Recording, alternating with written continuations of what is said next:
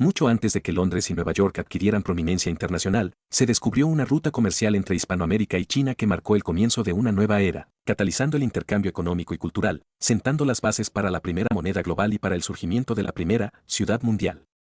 Sin embargo, a pesar de su capital importancia, el Circuito de la Plata del Pacífico, más conocido como el Galeón de Manila o la Nao de China, se descuida con demasiada frecuencia en las narrativas convencionales sobre el nacimiento de la globalización.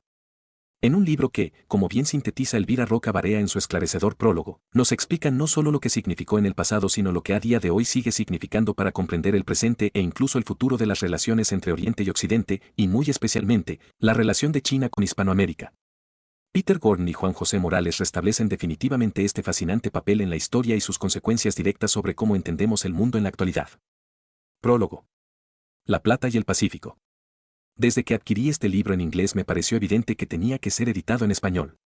Afortunadamente, después de algunos intentos frustrados, la editorial Ciruela, siempre al quite, ha tenido a bien publicarlo en nuestro país.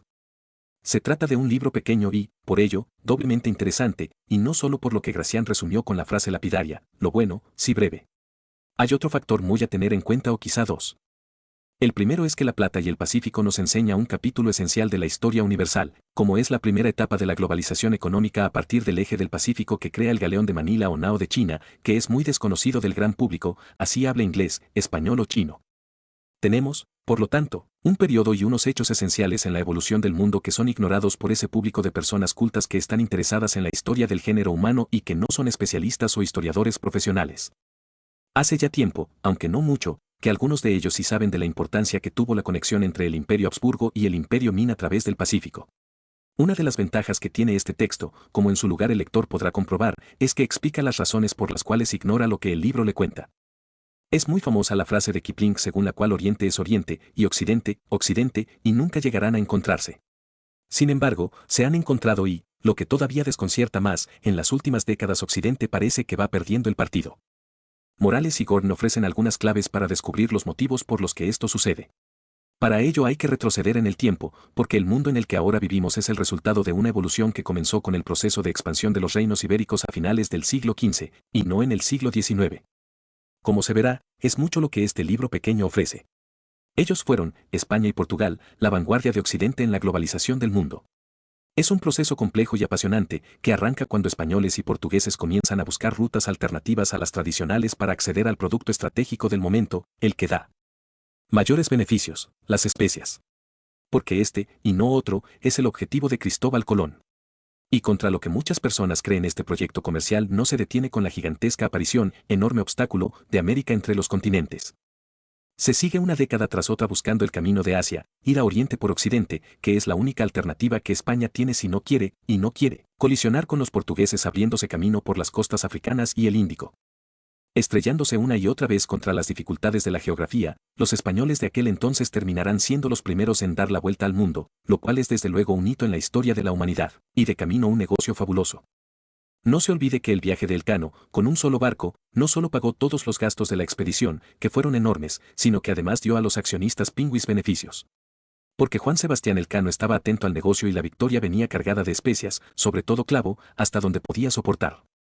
El libro de Morales y Gordon comienza su aventura en el siguiente paso en el proceso de globalización comercial, la expedición de Andrés de Urdaneta, que dio como resultado la creación de una línea comercial estable a través del Pacífico en 1565, lo que conocemos como el tornaviaje. Urdaneta consiguió vencer lo que se mostraba como un obstáculo insalvable para establecer esa ruta tan buscada y deseada. Ese obstáculo era el Pacífico, porque parecía imposible atravesarlo desde Asia hacia América. Para allá se iba con relativa facilidad, pero luego no había manera de volver, con los vientos y las corrientes siempre en contra. Todos los intentos que se hicieron acabaron en fracaso o catástrofe, y es que no era fácil. Cuando Andrés de Urdaneta se hace cargo del proyecto por orden directa de Felipe II puede decirse que la travesía del Pacífico se había convertido en una misión imposible. Aquel empeño había costado ya mucho dinero y muchas vidas, pero no hay que olvidar nunca que el comercio hispano estaba pendiente de las fluctuaciones del mercado. Desde 1545 el precio de la pimienta había experimentado un crecimiento espectacular. Ya era cara antes, pero en estos años alcanza tal nivel que otras potencias se animan a intentar desafiar el casi monopolio portugués. Incluso las rutas terrestres, poco activas desde hacía tiempo, se reactivaron. Llevaban décadas languideciendo, desde que se abrieron las marítimas. Para entenderlo hay que tener en cuenta siempre la presencia de los turcos, que exigían costosos aranceles. A esto hay que añadir la demanda creciente de seda, tela de lujo a la que las clases altas son cada vez más aficionadas. Una vez que Urdaneta prueba que su sistema para volver es eficaz, comienza un flujo comercial que hará posible el intercambio de bienes muy diversos y que durará más de 2 siglos. Los cambios que el Galeón de Manila va a producir son esenciales para entender el desarrollo de la Edad Moderna tanto a nivel económico como cultural. Nuevas rutas comerciales se abrirán en la América hispana para conectarse con el eje asiático, y la plata se transformará en el producto esencial que permitirá el nacimiento de la primera moneda de uso mundial, el real de A8. Al mismo tiempo, la plata hispanoamericana se convertirá en un motor de desarrollo en el interior de China. Es fácil de entender. China no tiene plata y carece de una moneda de valor intrínseco con que comerciar, especialmente en el exterior. Por eso inventan y usan el papel moneda. Esto también lastra los ingresos del Estado, porque afecta al circulante. Las monedas de bronce o cobre son de poco valor y el papel moneda es un producto demasiado sofisticado como para servir en la vida diaria. Por eso los impuestos también se pagan en especie o con trabajo. La plata americana suministrada con calidad y regularidad permitirá un cambio importantísimo en el modo de pagar los impuestos, que ya no se harán efectivos ni en especie ni con trabajo, sino con moneda de plata normalmente reacuñada en China. Esto traerá como consecuencia una mejora sustancial de las finanzas del Estado y mayores ingresos. Manila se transformará en la fascinante ciudad que hará posible todos los intercambios, en el nudo comercial más importante del mundo. A 3 o 4 días de navegación de los puertos chinos, la ciudad asiste a un constante ir y venir de juncos que llevan y traen la mercancía hasta Filipinas. Los españoles no necesitan un Macao. Pronto entre 10.000 y 20.000 sangueyes, comerciantes chinos de Filipinas, vienen a vivir a la ciudad y el Parián de Manila se transforma en el primer barrio chino del mundo. De allí recibimos las peinetas, los abanicos y los mantones de Manila, entre otras cosas. Es difícil hoy valorar la importancia de estos intercambios, en gran parte porque los estudios históricos sobre ellos son escasos y durante mucho tiempo estuvieron casi abandonados. El libro de Morales y Gordon nos abre una puerta, afortunadamente no es la única, que puede hacer comprender a gran número de lectores que el fenómeno de la globalización comenzó mucho antes de lo que se piensa habitualmente y, desde luego, tenía ya una trayectoria sólida antes de la expansión colonial anglosajona y de la emergencia de los Estados Unidos como potencia mundial. La relación simbiótica entre el Imperio español, especialmente los virreinatos americanos, y China es difícil calibrar hasta dónde llegó, pero algunas coincidencias en las fechas producen perplejidad. Por ejemplo, la gran crisis de mediados del siglo XVII. Cada vez va resultando más claro que esta época de gran conflictividad, empobrecimiento generalizado y descenso demográfico está muy relacionada con el clima y unos años terribles de inviernos largos y destructivos y, en consecuencia, malas cosechas. Ni que decir tiene que tormentas y mal tiempo afectaron también a las rutas comerciales. El hecho es, y aquí queda para reflexión, que la archiconocida batalla de Rocroi, que, según el relato histórico habitual, marca un momento de profundo declive del poder español en Europa, sucede casi al mismo tiempo que la caída del Imperio Ming. Rocroi en 1643, y la toma de Pekín por los manchúes, con los que nacería una nueva dinastía, la Qing, en 1644. De Rocroi se va directamente al Tratado de Westfalia en 1648 y con él al comienzo del Balance of Power, que tuvo muy poco de balance y resultó tremendamente inestable, pero desde luego del que España no participa. Para hacerse una idea de la importancia de esta conexión por el Pacífico hay que tener en cuenta que la China de los Ming era la principal potencia económica del planeta. En su interior vivía un 25% de la población del mundo y generaba en torno a un 40% de su PIB. Su capacidad de producción era inimaginable para los occidentales. Y lo sorprendente de esta historia es que durante casi 2 siglos y medio la relación entre estos dos gigantes, la monarquía hispánica y China, fue mutuamente beneficiosa. Y cuando el poder de una se vino abajo, también lo hizo la otra, y por motivos muy semejantes. Pero eso es otra historia. Son muchas y variadas las consecuencias de lo que aquí apenas apuntamos. El libro de Morales y Gordon nos explica no solo lo que significó en el pasado, sino lo que a día de hoy sigue significando para comprender el presente e incluso el futuro de las relaciones entre Oriente y Occidente, y, muy especialmente, la relación de China con Hispanoamérica. Para acabar se hace preciso explicar el cambio de título y por qué The Silverware se edita en español como La Plata y el Pacífico. Este cambio tiene una explicación muy sencilla. Para un público español cualquier traducción de The Silverway, ya sea ruta, vía o camino de la Plata, remite automáticamente a la que cruza España desde Sevilla hasta Asturias pasando por Salamanca y que tiene su origen en la calzada romana que unía Augusta Emérita, Mérida, y Asturica Augusta, Astorga. Esto podría dar lugar a confusiones que se han resuelto con este cambio. Nada más queda por decir sino felicitar a los autores. Y animar al lector a adentrarse con ganas y sin prejuicios en este capítulo fascinante de la historia universal. Elvira Roca Barea. 10. La Plata y el Pacífico. 11. Introducción. Andrés de Urdaneta es un nombre que muy pocos, a excepción de los historiadores especializados, identificarían de inmediato. Fue uno de los últimos exploradores y navegantes de la península ibérica cuyos viajes durante los siglos XV y XVI redibujaron el globo aproximadamente tal como hoy lo conocemos. Cristóbal Colón ha dado nombre a un país y a varias ciudades, Fernando Magallanes, a su famoso estrecho. Pero Urdaneta no ha recibido ninguno de esos honores.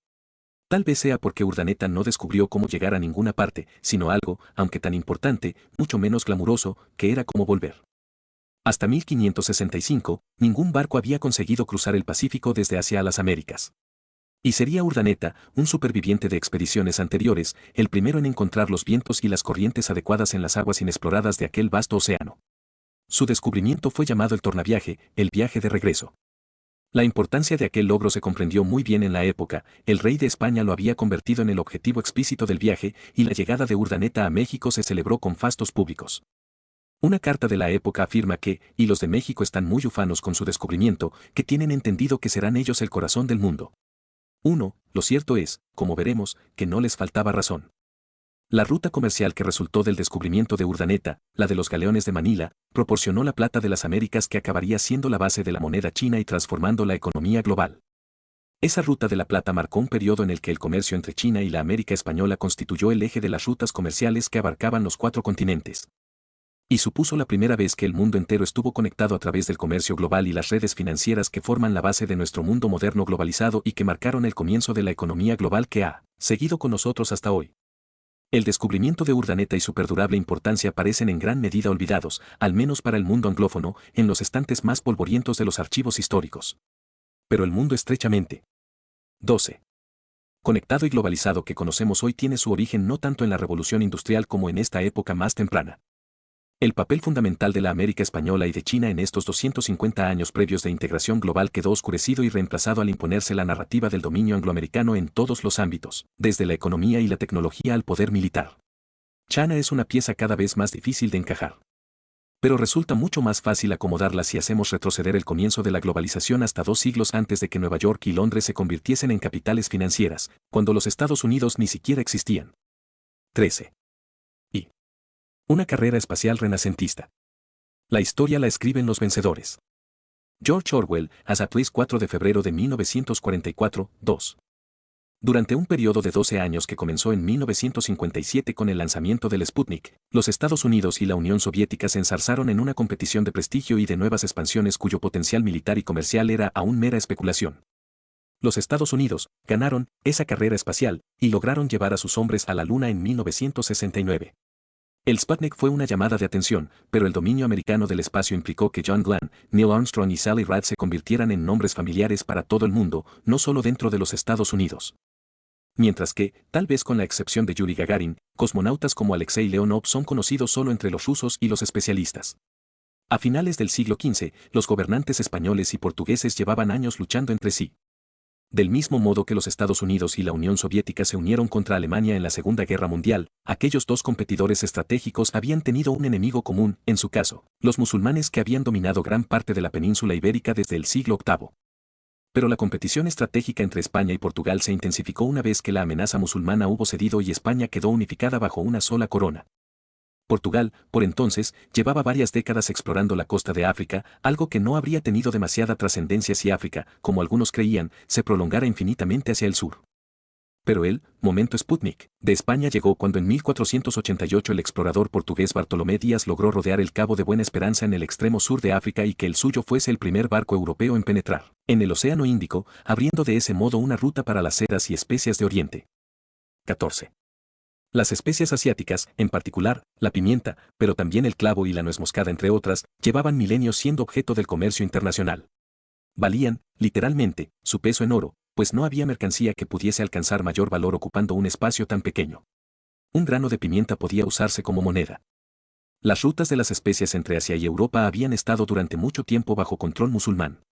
Podían quedar bloqueadas en cualquier momento, y los poderes y comerciantes europeos perdían entonces los beneficios que podrían haber obtenido del acceso directo a las fuentes. Los reyes católicos, Fernando e Isabel, tenían muy presente el descubrimiento de Díaz cuando, como es sabido, accedieron a financiar el viaje de Cristóbal Colón en 1492 que pretendía llegar a Asia navegando hacia el oeste. Pero Colón se topó con un nuevo continente, fue Vasco de Gama quien logró llegar hasta la India en 1498. Y solo una década después, los portugueses se habían asentado en el sudeste asiático y establecían contacto directo con China en 1513, el mismo año en que el explorador español Núñez de Balboa divisaba por primera vez el Océano Pacífico y Ponce de León ponía los pies en Florida. Las Américas acabarían ofreciendo a España inmensas oportunidades, pero España aún no lo sabía, la derrota de los aztecas y la conquista de México aún tendrían que esperar algunos años. Y los portugueses ya estaban comerciando con China cuando los españoles apenas se habían aventurado más allá del Caribe. Cuando Colón murió en 1506, poco hacía suponer que sería su nombre, antes que el de Díaz o el de Gama, el que acabaría adornando un país, una festividad americana, numerosas urbes y varias universidades. Tanto Díaz como de Gama al menos tuvieron cierta idea de a dónde iban y dónde se encontraban cuando llegaron allí, no está claro, en cambio, si Cristóbal Colón llegó a saber alguna vez que no había llegado a Asia. Y fue Portugal, y no España, la que dominó el comercio transcontinental de la época. Pero España acabó venciendo a los aztecas y a los incas, estableciendo virreinatos en México, el conocido como Nueva España, y Perú, y adquiriendo en el proceso un imperio como el mundo nunca había conocido en tamaño y riqueza. A Colón lo siguieron Vasco Núñez de Balboa, el primer europeo que avistó el Océano Pacífico, los conquistadores Hernán Cortés y Francisco Pizarro, y más tarde Fernando Magallanes, que, irónicamente, era portugués, y cuya expedición fue la primera en circunnavegar el globo, aunque él mismo no lo consiguiera. Pues murió durante un combate en las Filipinas. Pocos 15 anglófonos sabrían dar el nombre de los sucesores de Magallanes, García Jofré de Loaiza o Ruy López de Villalobos, quien puso nombre a las Filipinas en la década de 1540. El siguiente explorador que aparece en su narrativa convencional es el inglés Sir Francis Drake, que circunnavegó el globo entre 1577 y 1580 antes de derrotar a la Armada Invencible en 1588. Un héroe para los ingleses que los españoles, por su parte, consideraron un pirata. Pero lo cierto es que desde la entrada de Drake en el relato, los angloamericanos tienden a protagonizar la narrativa. La expedición a Asia de Loaiza es importante para nuestra historia no porque fuera un éxito, no lo fue, la flota acabó desperdigada y la mayor parte de los barcos y la tripulación, incluido el propio Loaiza, se perdieron para siempre, sino porque uno de sus supervivientes fue Andrés de Urdaneta. Después de naufragar en 1526 en las Islas de las Especias, donde se vio obligado a permanecer durante casi una década luchando contra los portugueses que ya se encontraban allí, Urdaneta no regresaría a Europa hasta 1536, doblando el Cabo de Buena Esperanza, bajo custodia en un barco portugués. En medio de aquella carrera que aún continuaba, al llegar a Lisboa a Urdaneta le arrebataron sus cartas de navegación y sus documentos. Pero finalmente se las arregló para escapar a España y fue capaz de recrear de memoria la mayor parte de aquel material. En décadas posteriores, Urdaneta se asentó en México, donde en 1553 adoptó los hábitos y se convirtió en fraile agustino. Pero unos años después, el nuevo rey de España, Felipe II, quiso dar otro tiento a las riquezas de Asia, pues, entre otras cosas, el precio del clavo y otras especias y, en particular, de la pimienta empezaban a subir. El rey Felipe escribió a Urdaneta, en México, el 24 de septiembre de 1559 en los siguientes términos, y porque según la mucha noticia que dicen que tenéis de las cosas de aquella tierra y, por, entender cómo entendéis bien la navegación de ella y ser buen cosmógrafo. Sería de gran efecto que vos fuéseres en los susodichos navíos así para lo que toca a la navegación como para el servicio de Dios nuestro Señor. 3. 16. Mapa del Sudeste Asiático por Matthias Quad, Colonia, 1600. La expedición estaría conducida por un amigo y pariente de Urdaneta, Miguel López de Legazpi. Las similitudes entre lo que se ha conocido como la era de los descubrimientos y la era del espacio son más que retóricas. Los viajes transoceánicos podían tardar años en planificarse y meses, si es que no años, en llevarse a término. Dejar escapar la oportunidad idónea de zarpar podía significar el retraso del viaje hasta el año siguiente. Si algo salía mal, las misiones de rescate eran improbables. Y muchos viajes eran, igual que algunas de las misiones a Marte que se han propuesto, solo de ida. Las comunicaciones eran precarias. La planificación del viaje de Urdaneta llevó varios años y la flota no zarpó del puerto de la Navidad, en la costa occidental de México, hasta noviembre de 1564. El viaje se llevó a cabo bajo la sombra de lo que hoy nos parecería la más extraña de las disputas legales. España y Portugal llevaban años peleándose por quién tenía derecho y dónde a navegar y comerciar, hasta que en 1494, tras ciertas intermediaciones del Papa Borgia, Alejandro V, decidieron repartirse el mundo en el Tratado de Tordesillas. Se trazó una línea a 370 leguas al oeste de las islas de Cabo Verde, bajo control portugués. Todo lo que quedaba al este de esa línea, a aproximadamente 46:37 minutos oeste, iba a 17. Parar a Portugal. Todo, claro está, a excepción de Europa, pues las tierras de reyes cristianos quedaban aparte. De este modo quedaban en manos de Portugal toda Asia y la parte atlántica de lo que hoy es Brasil. En tanto que todo lo que quedaba al oeste de dicha línea iba a parar a España, lo que le garantizaba la mayor parte de lo que unos años después se conocería como las Américas. Y fin de la historia. Al menos, hasta que los portugueses descubrieron las Molucas, que formaban parte de las Islas de las Especias. Carta de Felipe II a Andrés de Urdaneta. Adviértase la firma, el rey, en la parte superior y el encabezamiento, devoto padre fray Andrés de Urdaneta. 18. Primera del Tratado de Tordesillas, 1494, versión portuguesa. Las Islas de las Especias, así llamadas por ser en la época la única fuente de nuez moscada, maíz y clavo, también eran codiciadas por los españoles, que sabían que era posible llegar hasta ellas navegando hacia el oeste en busca de Asia, el que precisamente había sido el propósito de la expedición de Magallanes. España argumentaba que la línea abarcaba todo el globo, y Portugal decía que no. Pero como el emperador Carlos V tenía guerras que librar y aún no había encontrado el camino para traer las especias a Europa, acabó renunciando a las islas, dándolas en prenda a cambio de 350.000 ducados de oro. En el Tratado de Zaragoza de 1529 se trazó un antimeridiano a 297,5 leguas al este de las Molucas. Y se dio la ironía de que Urdaneta quedó abandonado en ellas en el momento en que fueron cedidas. Tanto la corona española como la portuguesa encontraron conveniente y ventajoso mantener y reforzar los tratados en la medida de lo posible en sus 19. respectivas áreas de influencia. Las Filipinas, como Urdaneta señalaba en una carta al rey, se encontraban sin discusión posible del lado portugués. Urdaneta partió bajo la impresión de que se dirigían a Nueva Guinea, pues las órdenes exactas habían permanecido selladas hasta que la expedición hubo zarpado. Al abrirlas, las Filipinas resultaron ser el destino, posiblemente, debido a que Felipe se había dado cuenta de que, en la práctica, los portugueses no podrían intervenir, y de ese modo pusieron rumbo a ellas para tocar tierra en febrero de 1565. En años venideros, Legazpi aseguraría las Filipinas a España, fundaría Manila y se convertiría en el primer gobernador del nuevo territorio. Pero la misión de Urdaneta era la de intentar regresar en cuanto fuera posible. Las instrucciones originarias de Felipe II habían sido, que no se demorasen, en comercios ni rescates y volviesen enseguida a Nueva España, puesto que el fin principal del viaje es encontrar la ruta de regreso, ya que sabemos que la travesía de ida se completa en un tiempo tan breve. 4. El nieto de 18 años de Legazpi, Felipe de Salcedo, quedó al mando del barco que lideraba la expedición, el San Pedro, con Urdaneta para trazar la ruta, y partió en tan solo unas semanas. Todos los intentos anteriores de regresar desde Asia atravesando el Pacífico habían fracasado debido a las tormentas, las calmas y las diezmadas tripulaciones. Urdaneta logró su objetivo después de navegar casi hasta los 40° norte. El barco llegó a Acapulco en octubre, después de haber recorrido más de 13.000 kilómetros en 130 días. El tornaviaje se había logrado y, lo que era aún más importante, había quedado rigurosamente documentado por Urdaneta y sus pilotos, Esteban Rodríguez y Rodrigo Espinosa. Ni siquiera entonces albergó nadie la menor duda de la importancia del logro.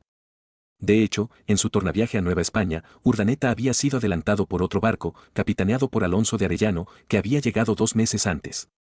Lo que verdaderamente sucedió sigue sin estar claro, ni siquiera si Arellano estaba o no al tanto del plan de Urdaneta.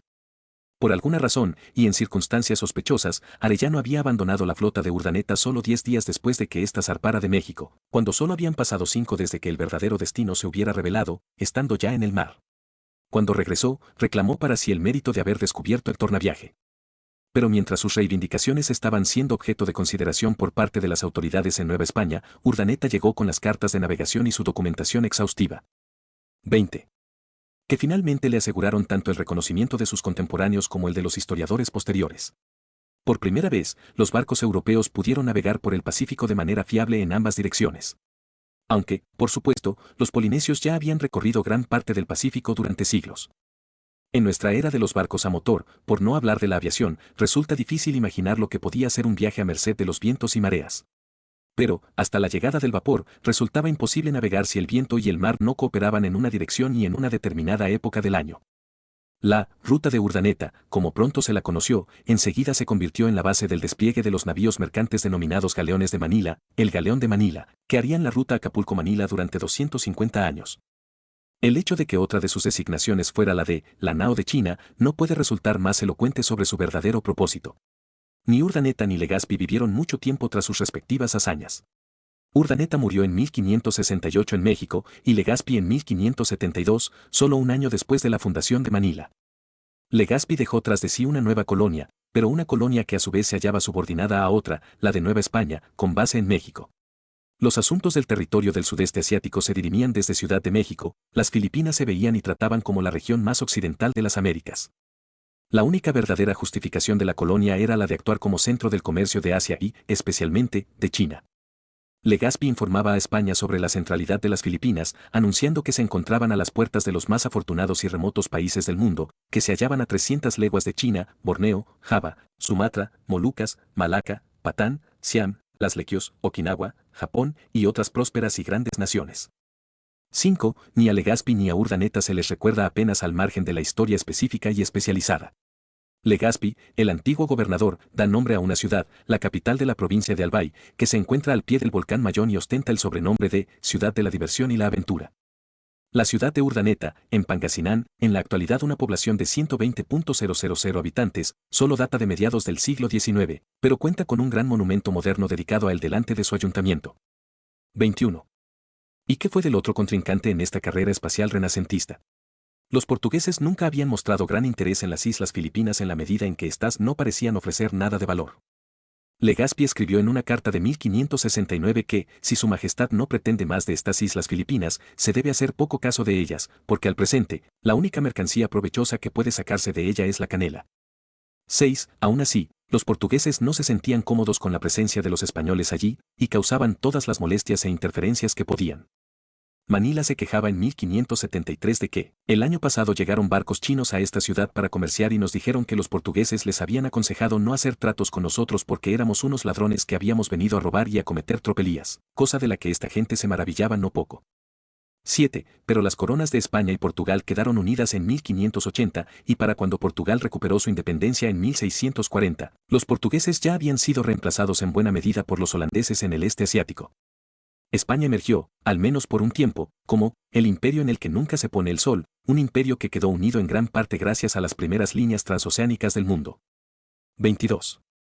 2. La primera línea transoceánica. Las ganancias de la contratación de la China son tan crecidas, ha crecido mucho aquí, el comercio, y disminuidóse el de estos dichos mis reinos. Felipe II, 11 de enero de 1593, 8. Para el historiador Manel Ollé, el descubrimiento de Urdaneta fijó el itinerario completo de la más antigua y duradera línea de navegación jamás establecida de forma continuada. 9. Los fines comerciales del proyecto estuvieron presentes incluso en aquel primer viaje que llevó de vuelta un pequeño cargamento de canela, que, aunque no fuera la más valiosa de las especias, servía como afirmación simbólica de aquel propósito. 23. Theodore de Bry, barco chino, de la edición en latín de Les Grands Voyages, Frankfurt, 1602, una de las primeras representaciones occidentales de un junco chino. Legazpi, no obstante, aún se estaba asentando.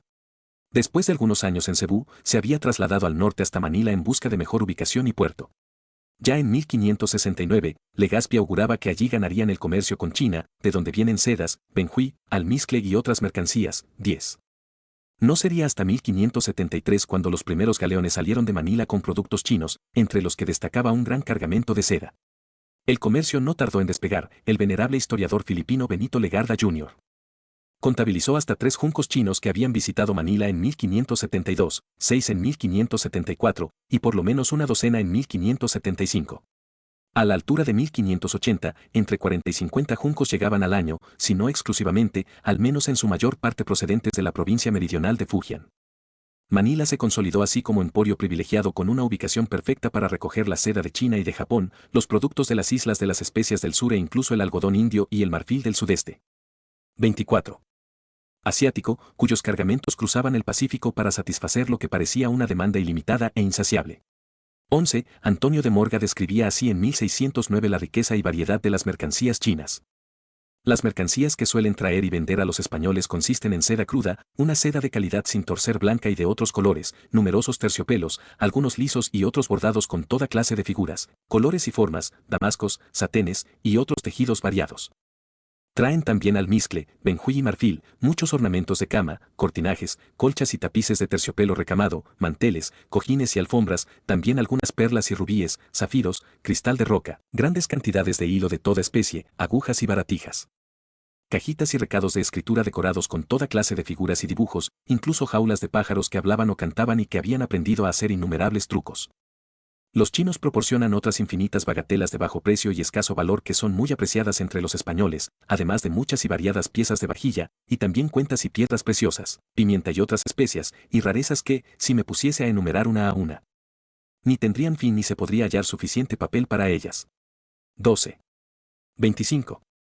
Portada de Sucesos de las Islas Filipinas, de Antonio de Morga, impreso en México, 1609.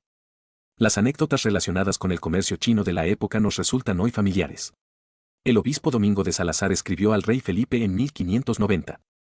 Lo que acá a todos nos ha caído en mucha gracia es que vino aquí un encuadernador de México, con libros, y puso tienda para encuadernar, asentó con un sanguey, diciendo que le quería servir, y, disimuladamente, sin que el amo lo echase de ver, miró cómo encuadernaba, y en menos de se salió de su casa diciendo que ya no le quería servir, y puso tienda de este oficio, y certifico a vuestra majestad que salió tan excelente oficial, que al maestro le ha sido forcoso dexar el oficio, porque todos acuden al sanguey, 13, y hace tan buena obra, que no hace falta el oficial español.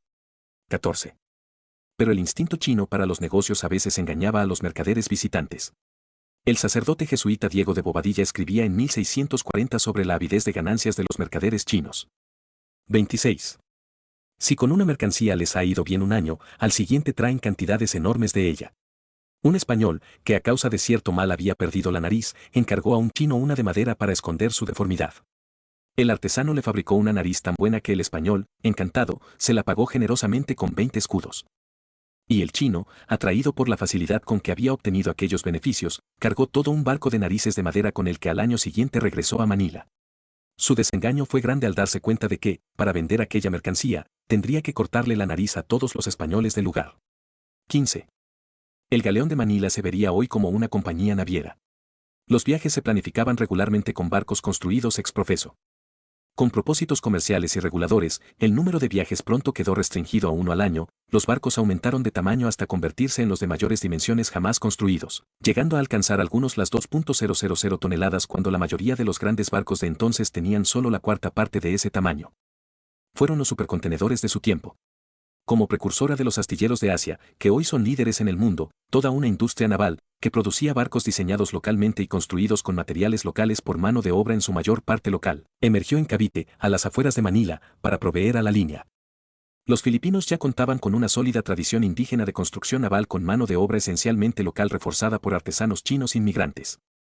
Y, con la única excepción del hierro, que escaseaba en las Filipinas, el resto de los materiales, desde la madera a la tela de las velas y las cuerdas de los cabos y cables, podía obtenerse allí mismo y gracias a la industria autóctona. La propia reputación de los galeones por su durabilidad y solidez se basaba en la madera local, los barcos eran prácticamente invulnerables tanto a las balas de cañón como a la carcoma.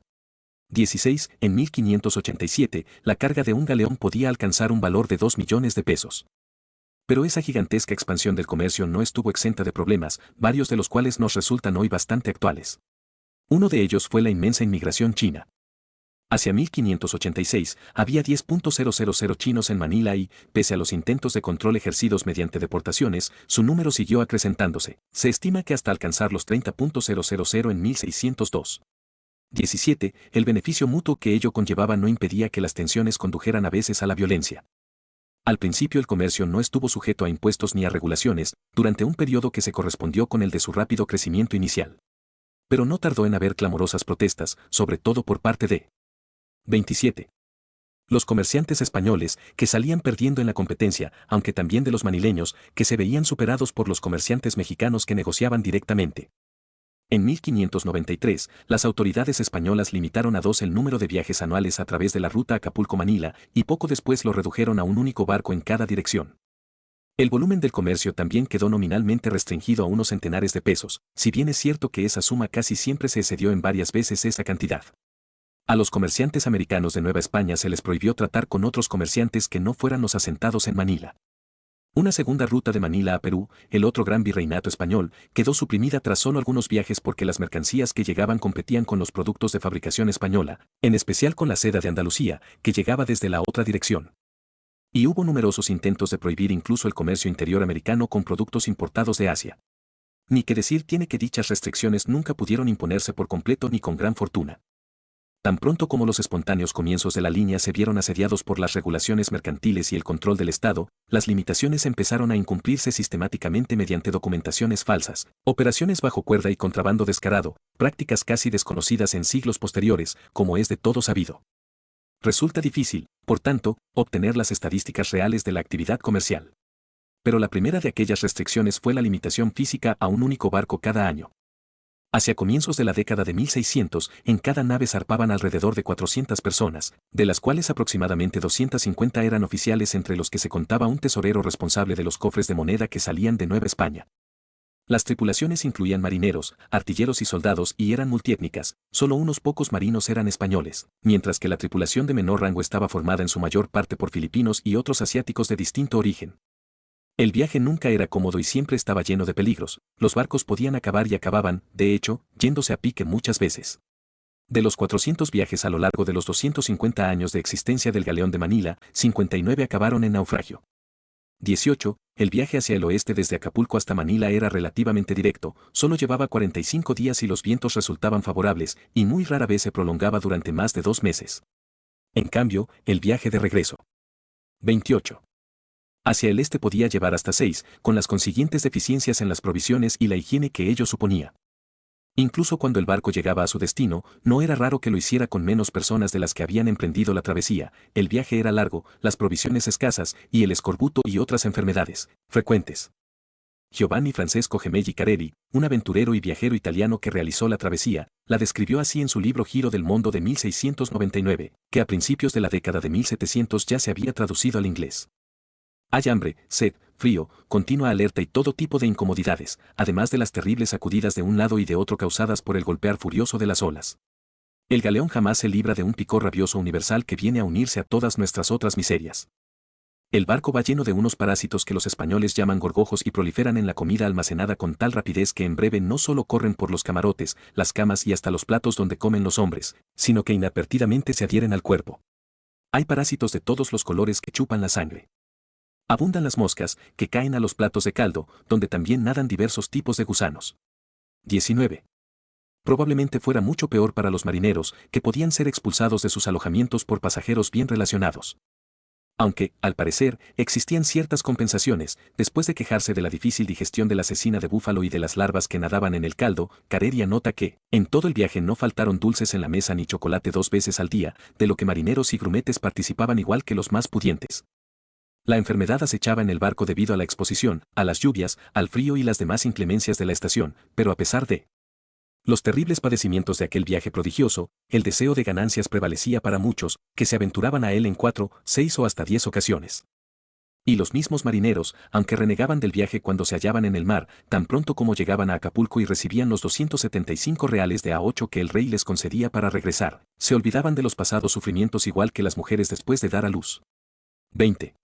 La paga total, según Careri, eran 350 de aquellas monedas, de las que solo 75 se entregaban por adelantado. Había cierta preocupación justificada porque los marineros asiáticos pudiesen abandonar el barco, si se les entregara la mitad, muy pocos regresarían a las islas Filipinas en busca del resto. Pero muchos se quedaban, pese a todo, pasando a formar parte de la creciente población asiática inmigrante de Nueva España, para unirse a sus compatriotas, por ejemplo, en la fabricación de vino de palma. 29. Una sola vez fue suficiente para Careri, juró, no volver a hacer aquel viaje, que basta para destrozar a un hombre o dejarlo incapaz de hacer nada el resto de su vida. Con todo, a pesar de los naufragios y de aquellas terribles condiciones, el galeón de Manila sobrevivió durante 2 siglos y medio haciendo un viaje de ida y otro de regreso cada año. Para establecer un elemento de comparación, podemos decir que la P&O, Peninsular and Oriental Steam Navigation Company, una de las más venerables compañías navieras, se fundó en 1837, hace menos de 2 siglos. Los beneficios fueron inmensos.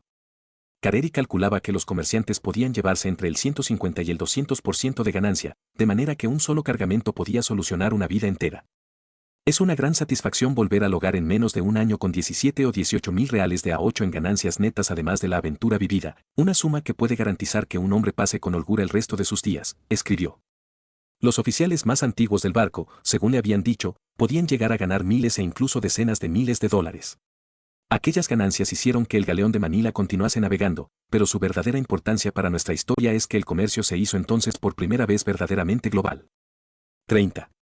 3. El surgimiento de la economía global. No hay más que un mundo, y aunque llamamos mundo viejo y mundo nuevo es por haberse descubierto este nuevamente para nosotros, y no porque sean dos, sino todo uno. Inca Garcilaso de la Vega. Comentarios reales de los Incas, 1609-21. Una vez que la ruta del tornaviaje quedó establecida, los viajes a través del Pacífico se convirtieron de inmediato en algo habitual. El galeón de Manila proporcionó el eslabón que faltaba en la red global del comercio en el mundo. Por primera vez todas las rutas marítimas, la del Atlántico, la del Pacífico y la del Océano Índico, estaban ahora operativas en ambas direcciones y unían Europa, las Américas, Asia y África. La línea Acapulco-Manila formaba parte de una ruta mucho mayor que llegaba a tener unos 24.000 kilómetros y conectaba Sevilla con Manila bajo un único control, el que ejercía la Casa de la Contratación en Sevilla. La seda, la porcelana, el marfil y las especias de Asia cruzaban el Pacífico desde Manila a Acapulco. En aquellos tiempos anteriores al Canal de Panamá, las mercancías tenían que atravesar el istmo por tierra. La ruta, sería exageración llamarla, carretera, pues carecía de pavimentación y las mulas eran casi el único medio de transporte que proporcionaba. Desde Acapulco hasta Ciudad de México se conocía como el Camino de China. Desde Ciudad de México, las mercancías seguían luego su camino hasta el puerto caribeño de Veracruz, donde se cargaban en la flota de Indias, que las llevaba hasta Sevilla. Y La Habana servía de punto de transbordo. Mercancías como el vino, el aceite y los productos manufacturados salían en dirección opuesta. Acapulco, pese a su excelente puerto, no tenía gran cosa que alabar.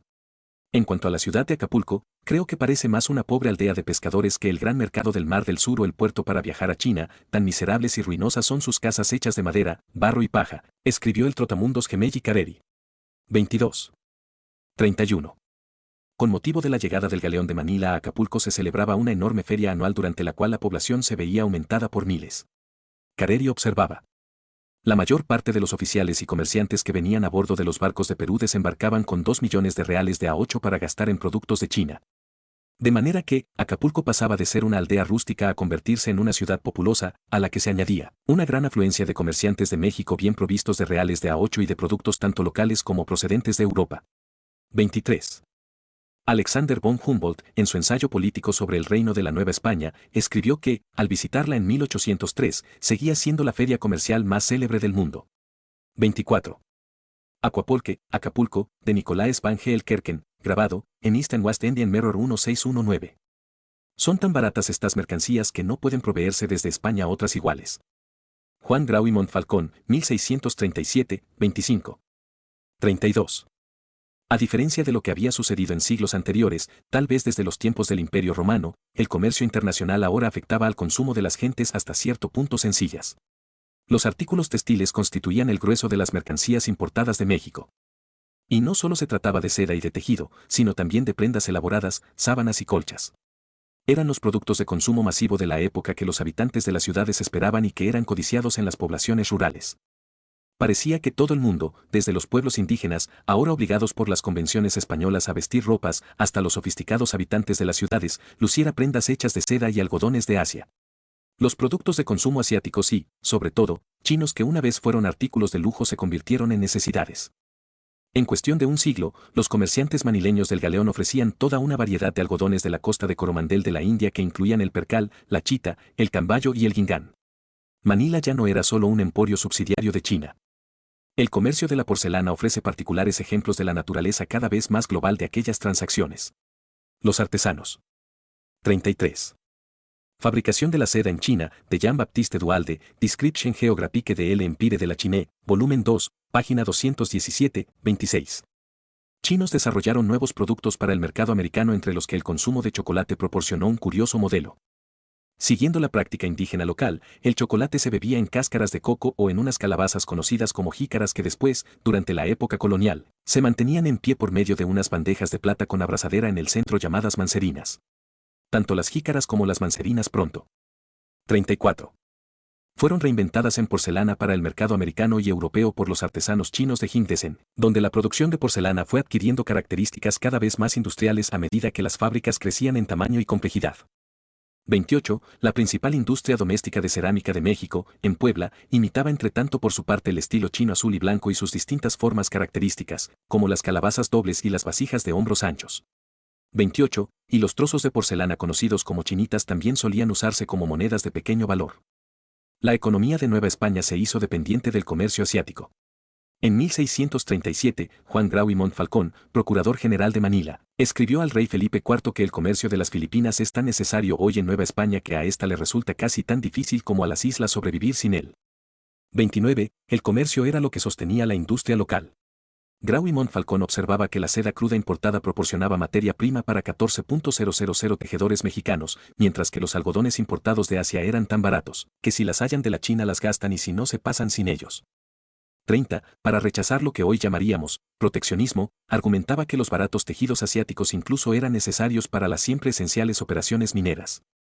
Y a dónde esto más se verifica y se debe atender es en las minas, en las cuales los aviadores ni consumen ni pueden comprar ropa de Castilla por su calidad y valor, sino de China que es barata y de más dura y más trabajo. Y así con 1,000 pesos de ella harían sus labores más tiempo que con 5,000 de la de España. 31. Ese intercambio de productos industriales que formaba parte de las dos economías iba más allá de los textiles. China incluso proporcionó el mercurio utilizado en la extracción de la plata, que a su vez constituyó la base misma de todas las relaciones comerciales. La fuente de mercurio más importante se hallaba en la ciudad peruana de Huancavelica, pero hubo intentos de importarlo de China a través de Manila. Aunque, según Humboldt, este resultó impuro, con altos niveles de plomo. 32. Los productos comerciales y su influencia se extendieron más allá de las Américas. Gran parte de la seda, la porcelana y las especias que entraban en Acapulco se abrían camino hacia España. Pero un ejemplo especialmente ilustrativo es el del famoso y todavía inmensamente popular mantón de Manila, una pieza cuadrada de seda adornada con abundantes y vivos bordados de flores, pájaros y figuras diversas. Ese elemento esencial de la 35. Moda española tiene su origen en Cantón. Y su mismo nombre refleja la ruta seguida. La integración comercial se extendió no solo a los productos, sino también a las gentes. En 1635, en Ciudad de México, los barberos españoles, que realizaban sangrías además de cortar el pelo y eran, de ese modo, también una especie de médicos, se quejaron al Consejo Municipal de la competencia desleal de los barberos chinos. El Consejo acabó dando la razón a los demandantes y recomendó que las barberías chinas quedaran limitadas a 12 y relegadas a los suburbios. 33, pero en 1667, había, pese a todo, más de 100 barberías asiáticas, la mayoría sin licencia, en la Ciudad de México. Los inmigrantes asiáticos también se mostraban activos en otras profesiones. El prelado Thomas Gage, que estuvo allí a principios del siglo XVII, observó que las obras y tiendas de los orfebres son admirables, pues los indios y las gentes de China cristianizadas que acuden cada año han superado a los españoles en dicho oficio. 34. El flujo era sobre todo unidireccional, los mercaderes chinos iban a Manila, pero los mercaderes españoles raras veces les devolvían el favor, cosa que China tampoco permitía. Chinos y filipinos iban a las Américas por miles mientras que los españoles iban a Manila por centenares y a China, incluso contando a los misioneros, por docenas. Y ese comercio internacional, asimismo, desempeñaba un papel proporcionalmente mucho mayor en las Américas y en las Filipinas, dado que era la única razón de la existencia de Manila, que en China, cuya economía era mucho más diversa. La influencia, en cambio, actuaba en ambas direcciones. El aumento de la actividad comercial no podía dejar de afectar a China.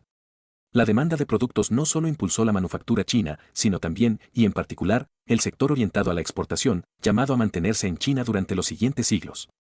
Y de manera significativa China se vio transformada también por la introducción de cultivos del Nuevo Mundo como parte de lo que había llegado a conocerse como intercambio colombino. Unos nuevos cultivos que llegaron más a través de la difusión agraria que del tipo de intercambio comercial que fue la primera raison d'être del Galeón de Manila.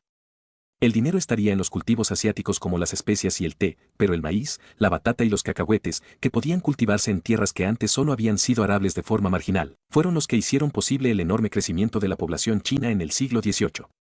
Por supuesto que antes habían existido movimientos de mercancías, gentes, cultivos e ideas, algunos incluso de carácter transformativo.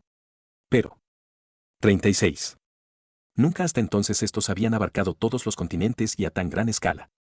Y, debido a la asimetría de los patrones del comercio y la migración, el centro de todo aquel movimiento heterogéneo resultó no ser Cantón, Pekín, Madrid, Londres ni Constantinopla, sino Ciudad de México, ese mismo lugar cuyas gentes, tras el exitoso regreso de Urdaneta de las Filipinas, creyeron que serían el centro del mundo. 35. 37. 4. La primera ciudad global. Los de México tienen entendido que serán ellos el corazón del mundo. Carta española sobre el descubrimiento del tornaviaje, 1566-36. Hoy en día son varias las ciudades, como Londres, Nueva York y Hong Kong, que pueden reivindicarse como ciudad global, un lugar de encuentro de gentes, mercancías e ideas que tiene como catalizador esencial el dinero. Muchas otras aspiran a ese estatus. Pero la primera ciudad global no fue ninguna de ellas, sino Ciudad de México. Durante 2 siglos México fue, indiscutiblemente, el centro del mundo, el lugar al que Asia, Europa y las Américas iban a encontrarse, y donde las gentes se entremezclaban y lo intercambiaban todo, desde las telas a los genes. Incluso antes de la llegada del Galeón de Manila, Nueva España era inmensamente rica gracias al tesoro de los pueblos indígenas conquistados. El obispo electo Juan de Zumárraga escribió a Carlos V en 1529 que las sedas son aquí tan comunes que hasta mecánicos y siervos de las gentes de clases más bajas y sus mujeres, casadas y solteras, van envueltos en ellas en forma de capas, gabanes, faldas y pañuelos. 37. Las sedas a las que se refiere Zumárraga en su carta eran seguramente de producción local. La sericicultura había sido introducida en México desde España por Hernán Cortés. Pero la seda cruda de China que llevó el Galeón de Manila acabó sustituyendo a la seda mexicana, y esa fue una de las dislocaciones económicas causadas por la competencia asiática. Más que los mercados de Europa, fue aquella riqueza de las Américas lo que proporcionó el ímpetu económico al comercio del galeón para mantenerlo en funcionamiento durante 2 siglos y medio. En 1610, el poeta Bernardo de Balbuena, nacido en México, en una obra grandilocuentemente titulada La Grandeza Mexicana, la describía como, es la ciudad más rica y opulenta, de más contratación y más tesoro. 38. 38. La extravagancia llamaba la atención de los visitantes. Thomas Gall, que realizó un viaje por México en 1625, escribió en tono despectivo de lo que le pareció un lujo ostentoso. Tanto hombres como mujeres son excesivos en su atuendo y usan más la seda que ningún otro tipo de tejido. Las piedras preciosas y las gemas contribuyen no poco a su vana ostentación y es normal ver una banda de sombrero con diamantes en cualquier sombrero de caballero o una de perlas en el de un tendero normal y corriente. 39. Señalaba las amplias calles de la ciudad y los innumerables carruajes, algunos de los cuales superaban el coste de los mejores que hay en la corte de Madrid y otros lugares de la cristiandad, pues no escatiman en plata, en oro ni piedras preciosas, ni tampoco en tejido de oro ni en las mejores sedas de China para adornarlos. Y, asombrado ante la opulencia de los templos religiosos, Gallo observaba: hay en el claustro de los dominicos una lámpara colgante con 300 brazos de plata que soportan a su vez otras tantas velas además de 100 pequeñas lámparas de aceite, cada una hecha con distintos tipos de artesanía tan exquisita que su valor se estima en 400.000 ducados. Con curiosas piezas como esta se hallan muchas calles adornadas y embellecidas por las orfebrerías. 40. Seguramente eran esas las mismas orfebrerías en las que trabajaban, según sus propias palabras, los indios y las gentes de China. Pero el comercio no solo condujo a la mera ostentación. Los productos textiles a bajo precio, como hemos visto, eran cruciales para la economía. Y otro de sus resultados fue la convergencia de distintos tipos de cosmopolitismo y sofisticación. El chocolate, por ejemplo, la primera de varias bebidas calientes llamadas a conquistar el mundo y definir el moderno consumo recreativo, se extendió por las Américas, siendo, en sus inicios, una bebida mexicana, antes de ser introducido en Europa. Se bebió, como hemos visto, en copias hechas en porcelana china de las vasijas indígenas americanas. Hacia la década de 1540, 30 años antes de la llegada de los primeros galeones de Asia, Ciudad de México ya era una de las ciudades más ricas del mundo, pero también un importante centro cultural e intelectual. Pudiendo presumir de una imprenta ya en 1535 y de universidades mucho antes de la existencia de sus equivalentes norteamericanas, era una ciudad de libros, escritores y estudiantes que proporcionaba un terreno fértil a la aportación intelectual y cultural de Asia que llegaría más avanzado el siglo. 39. Juan González de Mendoza llevó a cabo la investigación de su historia de las cosas más notables, ritos y costumbres del Gran Reino de la China, publicada en Roma en 1585, en México, donde entrevistó a viajeros que habían atravesado el Pacífico. Traducido a varios idiomas, fue el primer superventa sobre China, cuyo éxito se prolongó durante décadas. Y de las propias prensas mexicanas saldrían obras originales como Los sucesos de las Islas Filipinas de Antonio de Morga, publicados en México en 1609, un testimonio de primera mano de las relaciones españolas con China, Japón y el sudeste asiático que sigue siendo una importante referencia para entender el cambio de siglo en la región. 41. Con Sor Juana Inés de la Cruz, el siglo XVII mexicano vio nacer a una poeta de importancia universal y también a una de las primeras feministas. Hombres necios que acusáis a la mujer sin razón, sin ver que sois la ocasión de lo mismo que culpáis. 42. Cuando los asiáticos comenzaron a llegar a México, casi tan pronto como la línea Acapulco-Manila empezó a funcionar, ya era un lugar multicultural y cosmopolita. Durante los tiempos del Galeón de Manila, entre 40.000 y 60.000, tal vez hasta 100.000 asiáticos, en su mayoría chinos, pero bastantes filipinos también, pasaron por Acapulco para asentarse en Nueva España. La mayoría eran marineros. A principios del siglo XVII la mayor parte de los marineros que hacían la ruta del Pacífico procedían del sudeste asiático. Algunos llegaron como siervos y otros, lamentablemente, como esclavos. La lista de ocupaciones de estos primeros migrantes asiáticos incluía barberos, vendedores de productos importados, arpistas, bailarines, escribas, sastres, zapateros, plateros y cocheros. 43. En la Plaza Mayor de Ciudad de México, que hoy se conoce como Zócalo, había un mercado al aire libre con puestos y tiendas llamado El Parián, como el barrio chino de Manila. En dicho mercado los vendedores asiáticos se mezclaban con otros llegados de todo el mundo. El Parián se convirtió en un edificio permanente al entrar el siglo XVIII, al mismo tiempo que el propio término Parián se convertía en la palabra para designar el mercado en muchas otras ciudades de México. El poeta Bernardo de Balbuena decía que, en México, del mundo lo mejor, la nata de cuanto se conoce y se practica aquí se bulle, vende y se barata, 44. Y enumeraba especies del sudeste asiático, marfil, diamantes. 40. Porcelana china, telas indias, ébano siamés y esmeraldas de la India y de Ceilán. La influencia asiática penetró en las artes y en los productos del Nuevo Mundo. La porcelana azul y blanca fue, como hemos dicho, muy imitada. Los escritorios lacados japoneses y los tapices chinos se copiaban y adaptaban como productos locales. El 16º virrey, Lope Díez de Armendáriz, en algún momento entre 1635 y 1640 recibió una mampara plegable que se llamó biombo en español, una palabra derivada del japonés by-obo. Aquella pieza en particular contaba con paneles pintados en un estilo tradicional europeo que mostraban algunos de los lugares más conocidos de Ciudad de México, como la Plaza Mayor o Zócalo, aunque con unos celajes dorados de aspecto muy japonés. Además, una técnica de pintura mexicana conocida como enconchado, que se practicaba sobre carey y se desarrolló como una fusión de la incrustación de conchas precolombina y tal vez asiática, del óleo europeo y del lacado japonés. Balbuena, ya en 1610, describía su ciudad como lo que hoy consideraríamos la definición de una ciudad global, en ti se junta España con la China, Italia con Japón, y finalmente un mundo entero en trato y disciplina. 45. Mientras que Manila quedaba lejos de Ciudad de México en su grado de urbanización o sofisticación y, por lo tanto, no cumplía los requisitos de una ciudad global, su papel como destino final del galeón de Manila supuso que rápidamente se convirtiera en una especie de centro neurálgico comercial de la región. Y, aunque el comercio con mercaderes chinos era el dominante, barcos de toda Asia y hasta de la India llegaban también hasta ella. Manila era, en cuanto a su población, una ciudad en gran medida china. Los chinos, o sangueyes, como se los conocía, constituían el alma comercial de la ciudad incluso confinados en el Parián, comenzando así un modelo de sinización urbana que iba a repetirse por todo el sudeste asiático. En la crónica de su viaje alrededor del mundo, Careri escribió, a un tiro de mosquete de la puerta del Parián se encuentra el lugar que habitan los mercaderes chinos llamados sangueyes, que en varias calles poseen ricas tiendas de seda, porcelanas y otros artículos. Allí se encuentran todas las artes y comercios de tal modo que todo lo que aprecian los habitantes de la ciudad pasa por sus manos, pues españoles e indios no se dedican a ninguno de ellos. 46. 41. Manila desempeñó también un papel clave en la divulgación de información sobre China. Martín de Rada, que había viajado en la expedición de Legazpi, se hizo con la primera biblioteca occidental de libros chinos ya en 1575.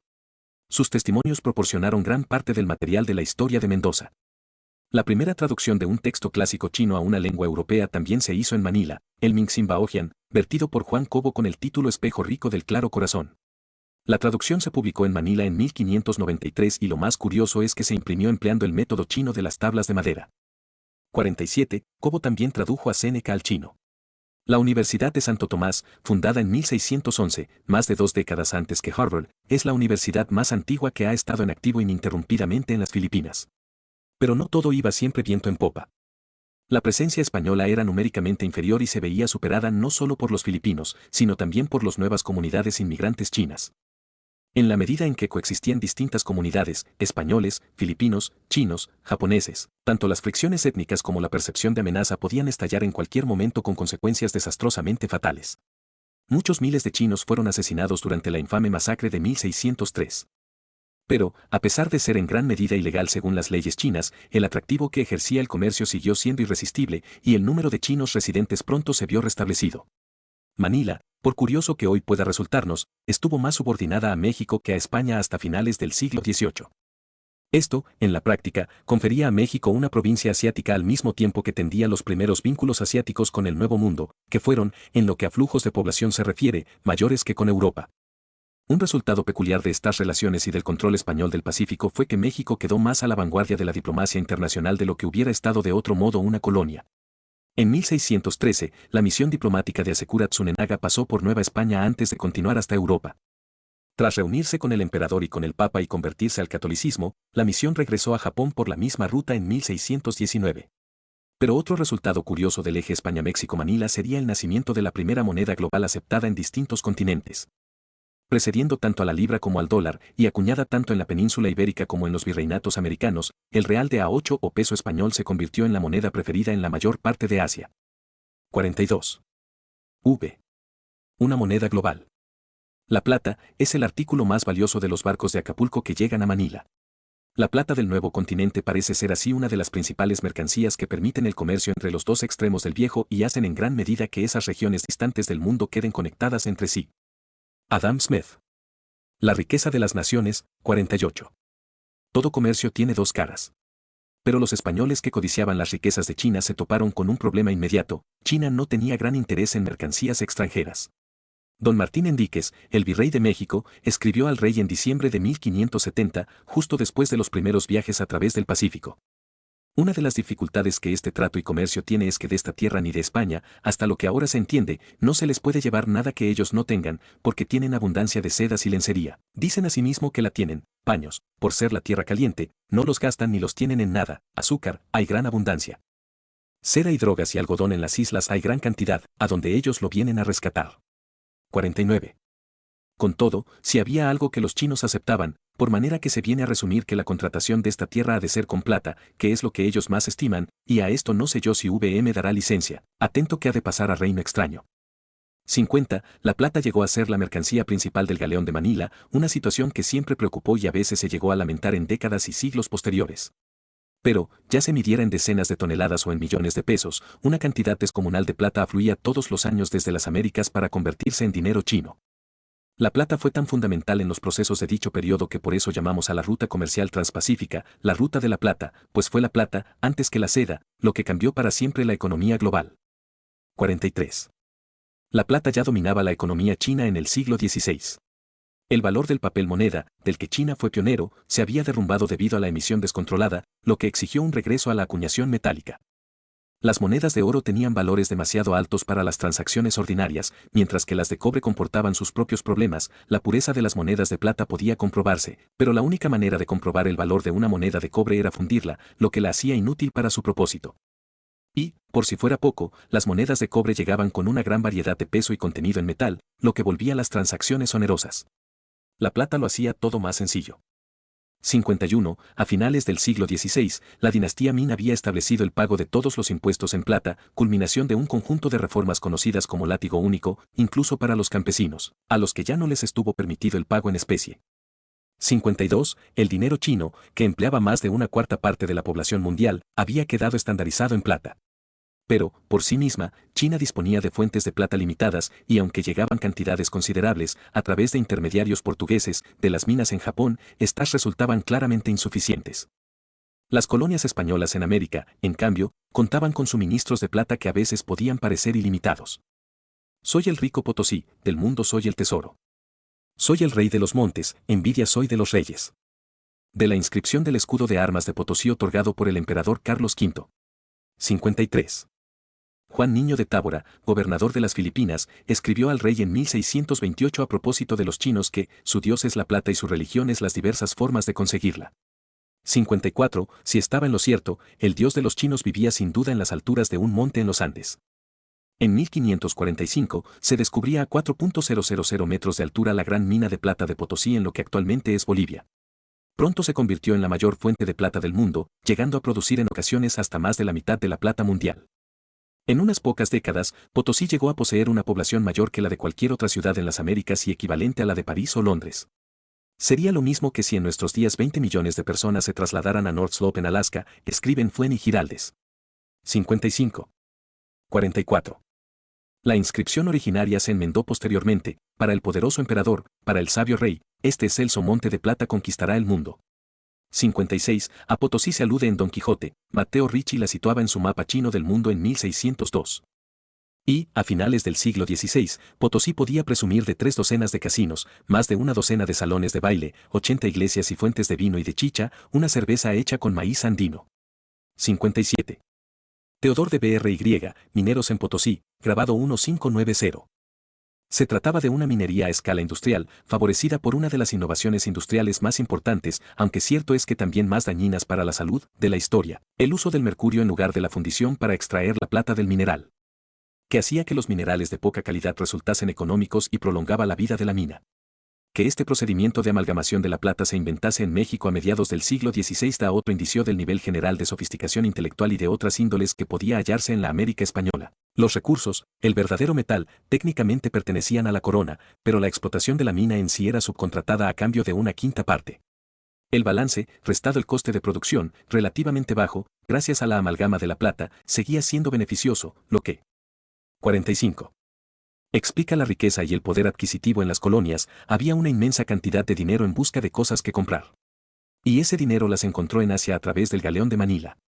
Las cifras son impactantes, de lejos el grueso de la plata del mundo salía de la América española y, de esa cantidad, alrededor de un tercio, algunos estiman incluso una cantidad superior, 58, acababa directa o indirectamente en China. Mucho se ha escrito sobre la rentabilidad de esas transacciones de plata por seda, pero hay algunos aspectos adicionales que merece la pena considerar.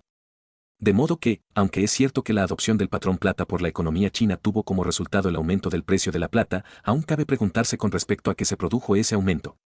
Un dólar siempre, por definición, vale un dólar, igual que una onza de plata siempre vale una onza de plata. Un comerciante llamado Pedro de Baeza ofrecía una respuesta en 1609. Que por cuanto en todo el reino de la China hay grandísima cantidad de oro fino de ley de más de 22 quilates, el cual trayéndose a Nueva España, o a Castilla, G ganaría en el del precio de una parte a otra más de 75 o 80%. 59. Abogaba por lo que hoy podríamos llamar un arbitraje en los mercados de divisas, la búsqueda de un beneficio en los distintos tipos de cambio vigentes en diferentes mercados. Más adelante lo detallaba de este modo. El oro, lo tienen en la China como mercadería que sube y baja, conforme a la falta o sobra que hay de él, y no tiene precio fijo como tiene acá en Castilla, porque comúnmente vale un peso de oro en la China 5 pesos y medio de plata, y si hay falta de él, y lo piden de otras partes sube de precio a 6 pesos. Y a 6 y medio de plata por un peso de oro, y lo más caro que yo lo compre, y vi vender en la ciudad de Cantón en la China, fue a 7 pesos de plata por un peso de oro, y nunca le vi subir de aquí, ni hasta hoy se ha subido, y acá en España vale comúnmente un peso de oro 12 pesos y medio de plata. Con lo cual se ve que se gana en el oro que traen de la China más de 75 y 80%. 60. Dicho de otra manera, establecido su precio con relación al oro, la plata valía relativamente más en China que en España. No era de extrañar que el oro saliese de China tan a raudales como entraba la plata, y eso fue lo que ocurrió. 61. El gran economista del siglo XVIII, Adam Smith, daba precisa cuenta de esto en La riqueza de las naciones, que se publicó en 1776, hacia el final de la época del galeón. 46. En las Indias Orientales, y especialmente en China e Indostán, el valor de los metales preciosos era mucho más alto que en Europa en el momento en que los europeos comenzaron a comerciar con dichos países y sigue siéndolo todavía, resulta más ventajoso, asimismo, llevar hasta allí la plata que el oro. Pues en China y en la mayor parte de los mercados de la India la proporción entre la plata pura y el oro puro no es más de 10, 12 como máximo, a 1, mientras que en Europa es de 14 o 15 a 1. En China y en la mayor parte de los mercados de la India, con 10 o como mucho 12 onzas de plata se puede comprar una onza de oro, en Europa hacen falta 14 o 15 onzas de plata. 62. En cambio, los productos asiáticos costaban mucha más plata que en Asia una vez que se exportaban a las Américas. La abundancia de plata no la hacía más barata para los comerciantes, aunque el coste del capital, esto es, el tipo de interés, si tenían que pedirlo prestado, podría haber sido menor que si el capital no hubiera sido tan abundante. Los comerciantes tenían que pagar peso por peso. Su beneficio solo podía venir del arbitraje directo de plata-oro o, ya que eran, después de todo, más comerciantes que banqueros, canalizando las transacciones a través de las propias mercancías. Las oportunidades de arbitraje se presentan cuando hay desequilibrios económicos, el arbitraje mismo tiende a corregirlos. Hacia 1635, el tipo de cambio plata-oro en China se había desplomado hasta aproximadamente la cifra que antes se había alcanzado en España, reduciendo en gran parte o eliminando por completo los beneficios de la minería. Los mercados financieros del mundo eran ahora, por primera vez, globales. Hasta el siglo XVI los vínculos financieros entre continentes eran menos importantes de lo que aparentaban, apenas existían mecanismos para transmitir lo que hoy llamaríamos contagio financiero. Potosí vino a cambiar la situación al liberar lo que debió de parecer un suministro ilimitado de lingotes, primero a la corona española y más tarde a toda la economía. Con el tornaviaje y el acceso directo a los tipos de cambio plata-oro variables de China, el valor de la plata se dobló casi de la noche a la mañana. Las masas monetarias eran ahora más globales que regionales. Los precios relativos que se desincronizaban con los promedios mundiales tendían a ser objeto de arbitraje, ya directamente o a través del comercio, al mismo tiempo que la inflación u otros problemas económicos dejaban de estar limitados a una única economía. La evolución de China hacia una economía basada en la plata afectó a la trayectoria económica de Europa. Y el primer eslabón de la cadena fue el Galeón de Manila. Todo llegó en un único barco, aunque, ciertamente, uno muy grande, que hacía la travesía una vez al año en cada dirección. Aunque cueste imaginarlo, hace 4 siglos tanto las poblaciones como las economías, y, en 47. Consecuencia, el comercio, eran mucho más pequeñas. España, por ejemplo, tenía una población de solo 7 millones de habitantes, menos que Hong Kong en la actualidad. 2.000 toneladas de carga en una dirección y varios millones de pesos en la otra eran capaces de crear y mover mercados enteros. Algunas de las primeras consecuencias visibles surgieron unas décadas más avanzado el siglo XVII. Puesto que el verdadero suministro de plata se hallaba casi por completo fuera del control de China, como si los Estados Unidos usaran, por poner un ejemplo, petróleo en lugar de dinero. La masa monetaria china se veía en riesgo de agudas contracciones derivadas de conmociones externas. Desde 1638 se perdieron 3 galeones sucesivos que acabaron con mercancías y plata en el fondo del mar.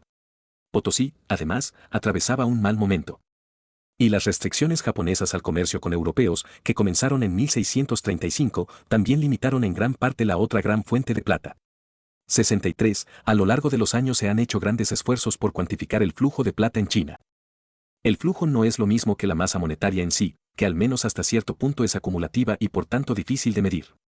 Pero, aún así, una brusca interrupción de las importaciones debió delimitar tanto la masa monetaria como la economía y la capacidad de pagar impuestos. Y, aunque causa y efecto sigan sin poder considerarse concluyentes, lo cierto es que la dinastía Ming cayó solo una década después. España, entre tanto, también se vio afectada por la disminución de la rentabilidad de la extracción de plata. Debido a la inflación causada por las décadas anteriores, la plata acabó perdiendo su poder adquisitivo. Y fue precisamente a comienzos de la década de 1640 cuando España sufrió su primera derrota militar y política decisiva, que tuvo como resultado la pérdida de su papel predominante en los asuntos europeos. Entonces como ahora, Occidente, Europa y las Américas, acuñaba moneda que enviaba a China a cambio de bienes de consumo. China fabricaba y Occidente consumía. Los efectos que ello implicaba nos resultan familiares hoy, la industria doméstica de Occidente se veía socavada por las importaciones, el dinero se empleaba en el consumo más que en la inversión, los aumentos de la masa monetaria conducían a la inflación. La economía china se volvía susceptible a conmociones financieras ajenas a su control, mientras tanto. Pero, si China no hubiera actuado como desagüe de la plata de América, la cantidad de plata que habría terminado en Europa habría sido muy superior. Lo que probablemente habría tenido como resultado distorsiones económicas y políticas aún más importantes para España. 48. A mediados del siglo XVII, se produjo una especie de pausa mientras China atravesaba las dificultades políticas y económicas que rodearon la caída de la dinastía Ming y el ascenso al trono de la Qin. La tendencia de España a extralimitarse en aventuras militares europeas también tuvo sus consecuencias. Pero un segundo boom de la plata llegaría en el siglo XVIII. El crecimiento de la población china se había visto favorecido por los nuevos cultivos introducidos desde América, y la creciente demanda hizo que los precios de la plata de nuevo se disparasen con relación al oro. La demanda fue satisfecha esta vez en su mayor parte por las minas mexicanas. En el siglo XVIII se produjo en la América española más plata que en los 2 siglos anteriores juntos. A mediados de siglo, el tipo de cambio plata-oro había recuperado el equilibrio. 64. Pero esta expansión, más avanzado el siglo XVIII, coincidió con una importante innovación financiera, la introducción del dólar español ranurado. Habían existido dólares españoles con anterioridad. El término en realidad procede del alemán Thaler, una moneda que data de comienzos del siglo XVI. Equivalentes como el real de A8 o el peso de A8 se acuñaban ya en España y en el Nuevo Mundo en dicho siglo. Cada una de ellas valía 8 reales, otra denominación para 3,44 gramos de plata. México había tenido seca desde 1536. La acuñación de moneda era por entonces un proceso en gran parte manual. Las macuquinas se hacían cortando un lingote de plata en láminas del peso adecuado y luego estampándolas con martillo y cuño. Y esa forma irregular de la macuquina la volvía susceptible al cercenamiento, que era una práctica habitual. 49. Macuquina de 8 reales de Felipe III, México, 1610. Pero en la década de 1730 se introdujeron monedas laminadas en máquinas que aseguraban el peso y el tamaño apropiado. Tenían los bordes dentados, y ello hacía que fuera fácil distinguir si se había cerrado o cercenado el metal. Conocido como Real Fuerte Columnario o Columnario de Mundos y Mares, se acuñó en Ciudad de México entre 1732 y 1772, cuando Carlos III decretó que las monedas debían mostrar su busto. Su nombre procede del diseño original, que mostraba dos globos, para representar, respectivamente, al nuevo y al viejo mundo, entre columnas debajo de una corona. 50. Real de A8 columnario de Carlos III, México, 1771. Como resultado de su regularidad y seguridad, esta moneda se convirtió en la más aceptada en todo el mundo y en la primera en acercarse a la aceptación universal. La moneda de busto se conocía como dólar de cabeza, fanmian, moneda en chino. Las monedas de Carlos III y Carlos IV, o III, recibían los nombres de Sangong y Sigong, 3 caracteres, y 4 caracteres, respectivamente. 65, también se conocían entre los chinos como cabezas de Buda, Fou Tou, debido al parecido percibido entre los bustos de los monarcas españoles y las imágenes del Buda. 51. Real de A8 con busto de Carlos IV, México, 1798, nótese el III, esto es, los 4 caracteres, llamados Sigong. China, curiosamente, no parece haber acuñado monedas de plata. Los lingotes, medidos por el tael, variaban de un lugar y de un comercio a otro, lo que los convertía en un desastroso medio de intercambio. Como resultado, las monedas de peso españolas fueron compitiendo y reemplazando poco a poco al tael. La acuñación estandarizada facilitaba el comercio. Y muchos ejemplos de pesos españoles pueden verse hoy con cortes y muescas oficiales chinos. El galeón de Manila arribó a su final en 1815 con la Guerra de Independencia de México. Pero la moneda sobrevivió. En la década de 1850, el dólar, águila, mexicano se aceptó formalmente como sustituto. Surgieron varios dólares comerciales que incluyeron la piastre de la Indochina francesa. El yuan y el yen son sus descendientes directos. Ambas significan redondo, como era la moneda. Ni siquiera los británicos emplearon la libra esterlina en Hong Kong y en su lugar introdujeron el dólar de Hong Kong, siguiendo el mismo modelo. El nombre de la versión malaya, el ringgit, es una vieja palabra que significa en malayo, dentado, y se refiere a los bordes ranurados del peso español. E incluso el dólar estadounidense procede de la misma moneda, que de hecho fue de curso legal hasta mediados del siglo XIX. La 52. Expresión norteamericana tubes que significa 25 centavos viene del antiguo peso de A8, piece of it. En los Estados Unidos el precio de las acciones se estuvo formulando en octavos de dólar hasta finales del siglo XX. El dólar estadounidense y el yuan chino son primos, si es que no hermanos.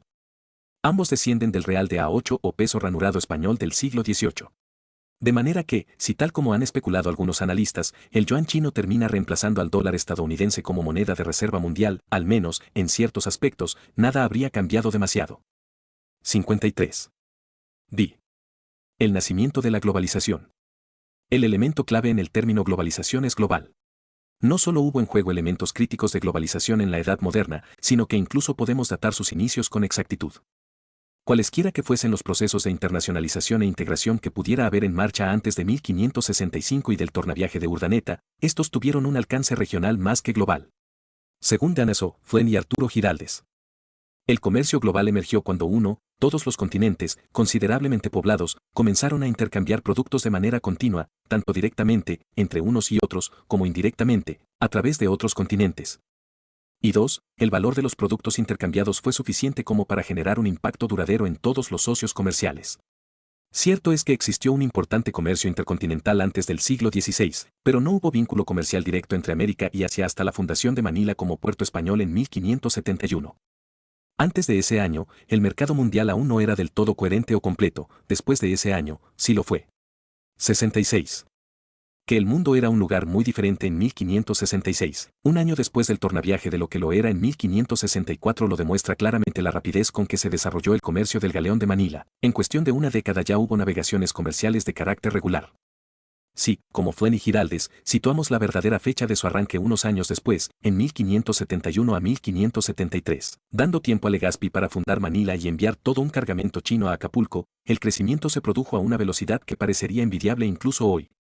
Desde su concepción, la nueva línea de transporte marítimo tardó menos tiempo en materializarse que el ferrocarril transcontinental o el transiberiano, los canales de Suez y Panamá o incluso Internet. Todos los elementos característicos de la globalización, redes comerciales globales, líneas de transporte marítimo, mercados financieros integrados, intercambios culturales y movimientos de población, pueden hallarse ya a finales del siglo XVI y comienzos del XVII. Una moneda global. 54. Basada en el dólar español prefiguró 2 siglos antes el papel similar que estaría llamado a tener el dólar estadounidense. Y los atributos de las ciudades globales de hoy ya estuvieron representados en México hace 400 años. La globalización en sí, así pues, precede claramente a todo lo que el pensamiento convencional, angloamericano, considera necesario para ella: la ilustración, la máquina de vapor, el libre comercio, el capitalismo de laissez-faire. Los sistemas políticos liberales y las más recientes instituciones multinacionales surgidas en Occidente como el Banco Mundial o el FMI. Sea cual sea la chispa que enciende y que mantiene viva la globalización, no puede vincularse a esa sucesión de elementos, pues las estructuras básicas de la globalización ya existían por lo menos 2 siglos antes de que arraigase cualquiera de esas innovaciones. La globalización es una cuestión de grado. Pero fue durante las décadas de claro dominio español a finales del siglo XVI cuando las actividades de la humanidad alcanzaron escala global por vez primera. Y ello ocurrió cuando la primera red comercial unió Asia, Europa, las Américas y África, pues también habría que añadir a esta última, con navegaciones comerciales ininterrumpidas. También entonces por primera vez los mercados financieros del mundo quedaron unidos por medio de la plata. Alrededor de un siglo después, pero aún en tiempos del Galeón de Manila, surgiría la primera moneda global bajo la forma del real de A8 o peso español ranurado, que posteriormente engendraría a su vez nuevas monedas en países como los Estados Unidos, China y Japón. Estas redes e interacciones no fueron ni mucho menos tan sofisticadas ni integradas como las de hoy, ni, por supuesto, tan rápidas. Después de todo, las noticias de la recuperación de la independencia de Portugal en diciembre de 1640 tras haber formado parte de la corona española no llegaron a Macao hasta el 31 de mayo de 1642, lo que supone una lentitud mayor incluso que la de Internet en un día muy malo. Pero a partir de 1565 lo que sucedía en China dejó de quedarse en China. En 1609, Pedro de Baeza se refiere a los mercados de divisas en China, Europa y las Américas. 67. Antes de 1565, el descubrimiento de una montaña de plata solo afectó a China cuando el metal hubo viajado antes por los mercados de Europa, Oriente y la India, entre otros lugares. Después de 1565, lingotes y monedas podían cargarse en un barco y llegar a China en cuestión de meses con mínimos intermediarios y sobreprecios. No era una transferencia telegráfica, pero tampoco un proceso de lenta difusión a través del comercio indirecto. 55. Y no es que estas redes tempranas fueran el resultado, como hoy, de deliberadas políticas gubernamentales.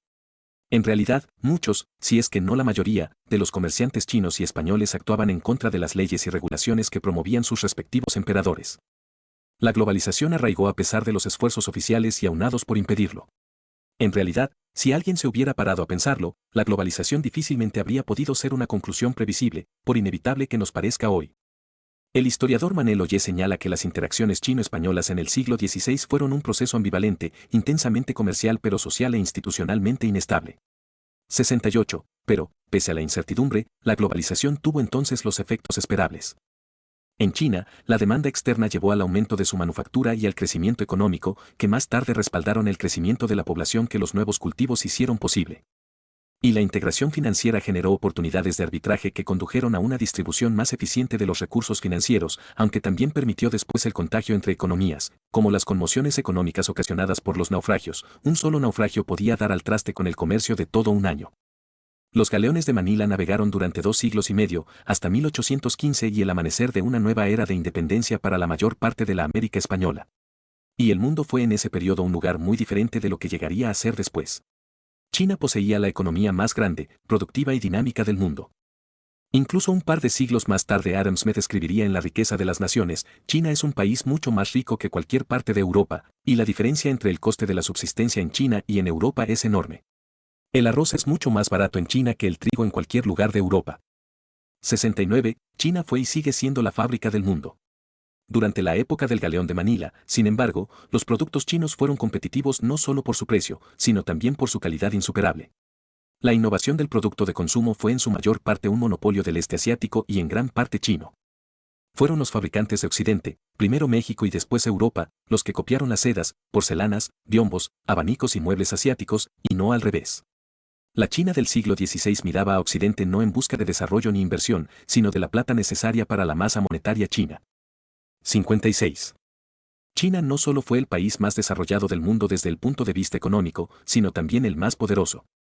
A diferencia de lo que sucedía en la década de 1840, cuando los barcos británicos podían abrirse camino por el río Perla y exigir a China la compra de opio, la incursión armada no fue una opción práctica para los primeros europeos en llegar a la región. La combinación de la fuerza con el comercio solo tuvo éxito en la periferia del sudeste asiático, donde, por ejemplo, la política de la Compañía Holandesa de las Indias Orientales, según el gobernador general de la compañía en 1614, sí fue la de que el comercio no puede sostenerse sin la guerra. 70, pero ni España ni Portugal ni Holanda pudieron proyectar demasiada fuerza frente a naciones antiguas de Asia Oriental. En los mejores casos, no lograron más que puntos de apoyo políticamente insignificantes en las costas de China y Japón, de donde siempre estuvieron en peligro de ser expulsados. China tenía la capacidad de exigir que el comercio se desarrollara según sus términos y limitado a determinados puertos y ocasiones. En Japón, tras décadas de conflicto religioso, los Tokugawa decidieron expulsar a los portugueses y cerrar sus fronteras excepto para los holandeses, a los que, no obstante, restringieron a la pequeña isla artificial de Dejima en 1640. Una situación que se prolongó durante más de 2 siglos hasta que el Comodoro Perry apareció con sus barcos negros en 1853. En 1661, Koxinga, el líder rebelde chino partidario de la dinastía Ming, expulsó a los holandeses de la isla de Formosa, hoy Taiwán, e incluso llegó a amenazar Manila antes de morir repentinamente en la víspera del ataque. La integración de Asia en los mercados globales, por supuesto, no se limitó al comercio del galeón de Manila.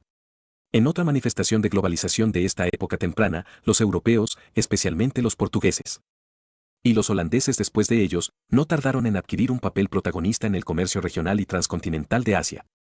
Intermediarios europeos llevaban mercancías a Asia y también intervenían en el comercio de plata chino-japonés. Aunque esa huella comercial no fuera en sí misma un indicio de poder militar ni político, probablemente no sea ninguna sorpresa que algunos cayeran en ese espejismo. En 1576, el gobernador de las Filipinas, Francisco de Sande, escribió a Felipe II para proponerle una invasión de China que auguraba, facilísima, y que solo requeriría varios miles de hombres. 57. Mapa, reducido, de China de Jodoko Ondio, Ámsterdam, 1607.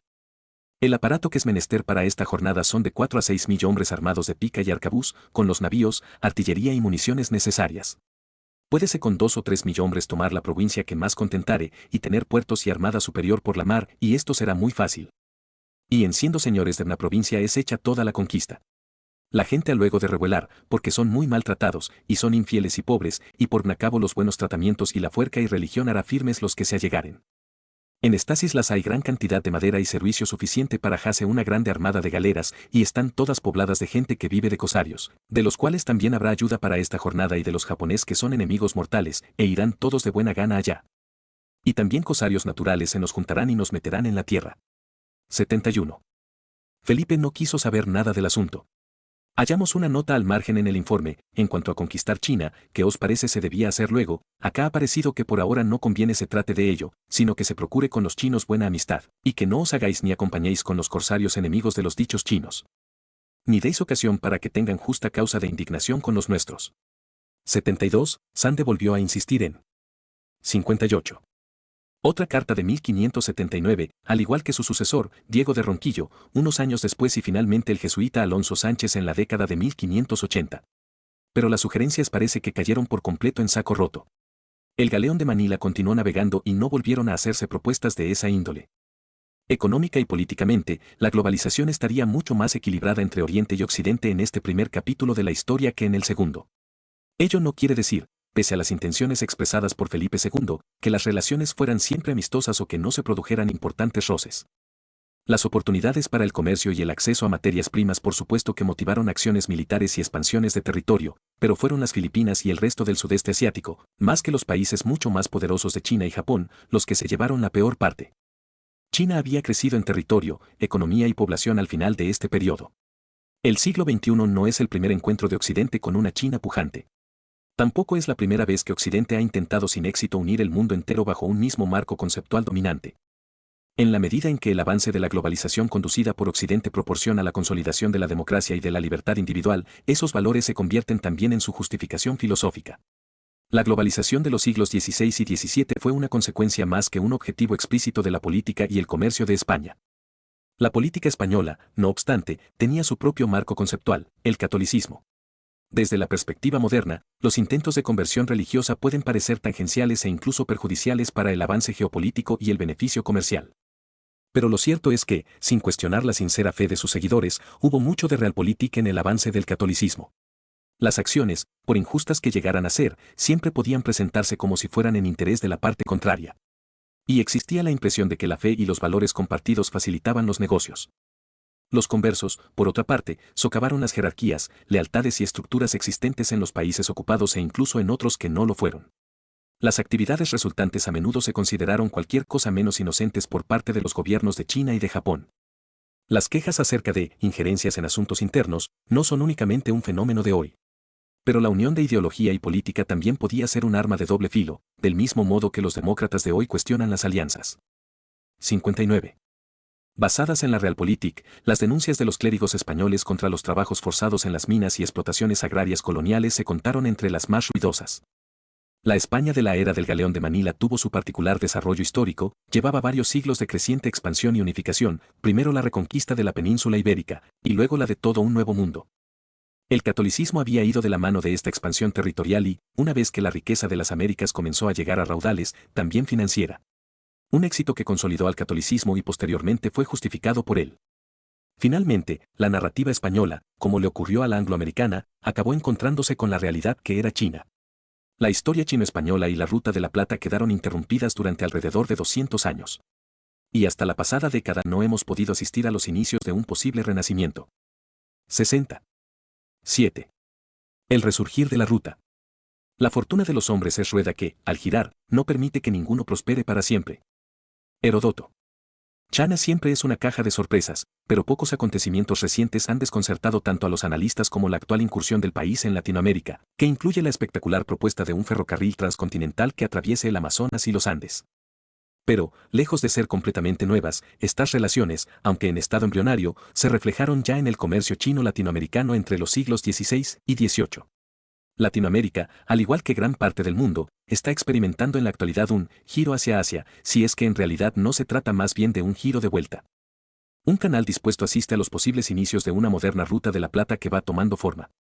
A medida que la historia se repite, se intensifica el énfasis en las infraestructuras para el transporte y en los recursos naturales. China se ha mostrado activa durante años en el desarrollo de proyectos mineros y agrarios desde Perú hasta Brasil. Un proyecto de ferrocarril de alta velocidad en México descarriló debido a problemas en el procedimiento de licitación. La Twin Ocean Railroad Connection es un proyecto de línea ferroviaria de alta velocidad de 5.000 kilómetros que pretende conectar la costa atlántica del Brasil con la costa de Perú en el Pacífico, atravesando el Amazonas y los Andes. Y también se ha puesto sobre la mesa un controvertido proyecto de $50.000 millones para excavar un nuevo canal que conecte el Pacífico y el Atlántico a través de Nicaragua. Los proyectos de ingeniería son especialmente ambiciosos desde el punto de vista técnico, aunque un tanto inciertos desde el punto de vista financiero. Pocos de esos proyectos han escapado a las críticas basadas en argumentos. 61. Medioambientales, políticos o sociales. Sin embargo, como declaración de intenciones, no pueden hablar más alto ni más claro. Los paralelismos entre la Ruta de la Plata y la más antigua Ruta de la Seda no pasan, desde luego, inadvertidos. Esta última, que floreció durante casi 2 milenios, entró en la fase final de su declive con el fin de la Pax Mongólica y la toma de Constantinopla por los otomanos. La Ruta de la Plata puede verse en cierto sentido como la sucesora de la Ruta de la Seda. Fue precisamente la interrupción de la Ruta de la Seda durante los siglos XIV y XV el catalizador de esa carrera espacial marítima de la que hablamos en el capítulo primero y que condujo directamente al comercio del Galeón de Manila. En ambos casos, una sola mercancía actuó como vínculo entre regiones y pueblos dispares. Las rutas comerciales creadas de este modo fueron al mismo tiempo motores de desarrollo y conductos de cultura, filosofías y religiones. Gran parte de la prosperidad del Asia Central debió su existencia al comercio de la Ruta de la Seda. En época posterior, lo mismo pudo decirse de Manila y las Filipinas. Y la Nueva España y el Virreinato del Perú debieron gran parte de su importancia a las minas que producían la plata que tanto se demandaba. La América española se convirtió en un lugar desarrollado y sofisticado con ciudades, universidades, imprentas, escritores, artistas y otros elementos propios de la gran civilización, y todo ello 1 o 2 siglos antes de que Harvard o Nueva York adquiriesen empuje. La América española fue un producto del Cinquecento, el Renacimiento ya había acabado cuando la Norteamérica inglesa echó a andar. No fue únicamente la seda lo que viajó por la Ruta de la Seda. Religiones, budismo, maniqueísmo, cristianismo y tecnología, por ejemplo, la fabricación del papel, también lo hicieron. Del mismo modo que cultura y religión, como hemos visto, viajaron a través de la Ruta de la Plata. Y no fue solo nostalgia lo que condujo al presidente chino Xi Jinping a hablar de una nueva Ruta de la Seda en la reciente iniciativa de la Franja y la Ruta. Pues el término evoca un periodo muy anterior al inicio del dominio de las instituciones multinacionales de Occidente con base en los Estados Unidos.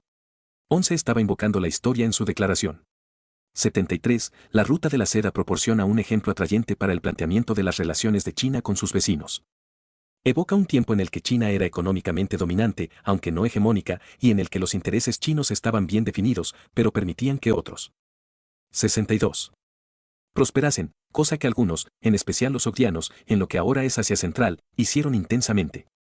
La ruta de la seda fue un tiempo de relaciones jerárquicas y alianzas cambiantes que se superponían en el que un don o un privilegio oportuno permitió a China conservar su lugar en el centro del firmamento político. No son necesarias, es la conclusión a la que lleva el ejemplo, instituciones dominadas por Occidente como la Organización Mundial del Comercio, el Banco Mundial o el Fondo Monetario Internacional. China y la región tendrán las suyas. La ruta de la seda, irónicamente, una denominación occidental que data de 1877, ha tenido buenos propagandistas y ha quedado fijada en la imaginación popular y política. Pero la ruta del Pacífico también posee validez histórica y el potencial de ofrecer a China un ejemplo no angloamericano, aunque no del todo no occidental, de establecimiento de relaciones con sus vecinos del este. La ruta de la seda se dirigía desde China hacia el oeste por tierra. La ruta de la plata se dirigía hacia el este por mar. Ambas son, en cualquier caso, fundamentalmente similares. Estas rutas marítimas globales del comercio precedieron al dominio global británico y luego americano. Como ejemplo, la Ruta de la Plata recuerda una época en la que el vínculo comercial más importante del mundo era el que unía a la América española y a China, cuando Occidente era liderado, tanto política como culturalmente, no por países anglófonos, sino por aquellos que hablaban lo que hoy conocemos como lenguas románicas. No es casual que los 33 miembros de la recién constituida Comunidad de Estados Latinoamericanos y Caribeños, CELAC, no incluya a los Estados Unidos ni a Canadá. 63. Conclusión. Si Urdaneta es con respecto a la globalización lo mismo que Colón con respecto a América, ¿por qué ha quedado olvidado durante tanto tiempo en el mundo anglófono? Cierto es que el galeón de Manila, el comercio de la plata y el papel del peso de plata español parecen haberse hallado durante mucho tiempo ausentes de los libros de historia angloamericanos que no fueran los especializados en el periodo o en el tema concreto. Esa curiosa amnesia puede fecharse. El comercio de las Indias, en general, y el de la plata en particular siguen siendo centrales en muchos de los argumentos sobre economía expuestos en La riqueza de las naciones de Adam Smith, que se publicó en 1776. Pero, a medida que el imperio español fue desapareciendo de la escena y el mundo anglófono descubrió que tenía otras prioridades geopolíticas y económicas, por no hablar de la revolución industrial, el olvido comenzó a fraguarse. Desde las alturas del dominio global americano, la encrucijada de la historia que condujo al imperio español parecía una especie de callejón sin salida solo tangencialmente relevante para el progreso global. 250 años de comercio chino-español quedaron relegados, de nuevo, en el mundo anglófono, a unas publicaciones especializadas de las que solo en tiempos muy recientes han empezado a resurgir. De aquí comencé a desengañarme y entender que el reino de la China no era tan inaccesible como los portugueses lo decían, afirmando que la mala fama en que echaban a los mandarines de la China era más invención de portugueses que fundado en verdad, que llegados allá los prendieron para saber de dónde venían y qué buscaban. Y después que supieron lo que eran los dejaron volver en paz. Fray Domingo de Salazar, obispo de Filipinas, en una carta a Felipe II de 24 de junio de 1590, 74. Urdaneta, que era un navegante, comprendía la importancia de los mapas y las cartas de navegación. Te decían dónde estabas, dónde habías estado, a dónde te dirigías y cómo volver. Eso, claro está, a menos que, como en el caso de Colón, no lo hicieran.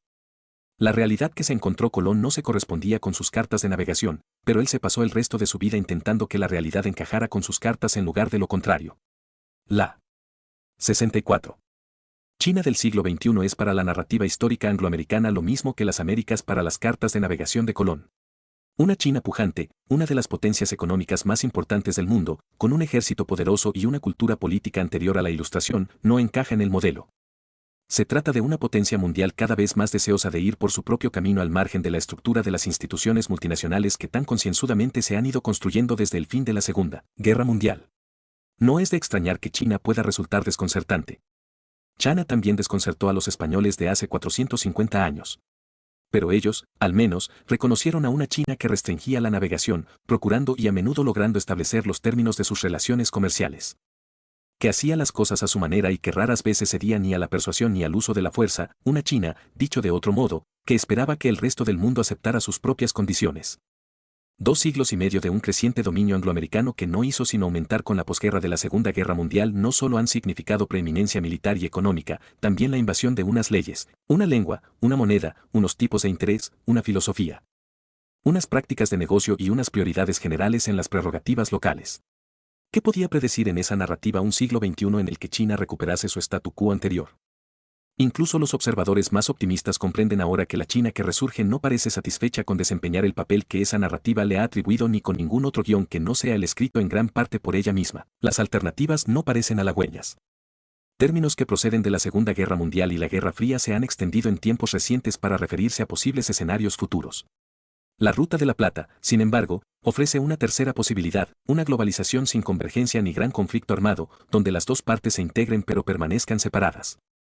Esta posibilidad no es una en la que ninguna de las partes progrese mientras la otra se queda atrás, más bien las partes quedan en equilibrio, aunque sea un equilibrio inestable sujeto a alteraciones, a cambios en los términos de las relaciones comerciales, a diferencias de intereses y objetivos y a malentendidos más que frecuentes. Es importante devolver el Asia de la Edad Moderna a la narrativa histórica dominante y adaptar nuestros mapas haciéndolos volver atrás en él. 65. Tiempo. De ese modo, muchas de las tendencias que ahora consideramos inevitables no nos parecerán tendencias en absoluto. El vínculo entre la narrativa de la Ruta de la Plata con la posterior narrativa angloamericana es la plata, o más bien la monetización e integración de las economías del mundo a través de la moneda y los mercados financieros. Y el vínculo pervive hoy bajo la forma del dólar estadounidense y del yuan chino, ambos descendientes del peso español.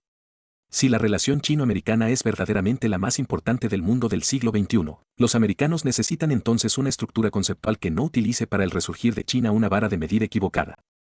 El próximo medio siglo no tiene por qué parecerse al último cambio de siglo ni, Dios nos libre, tampoco a la mitad del siglo XX.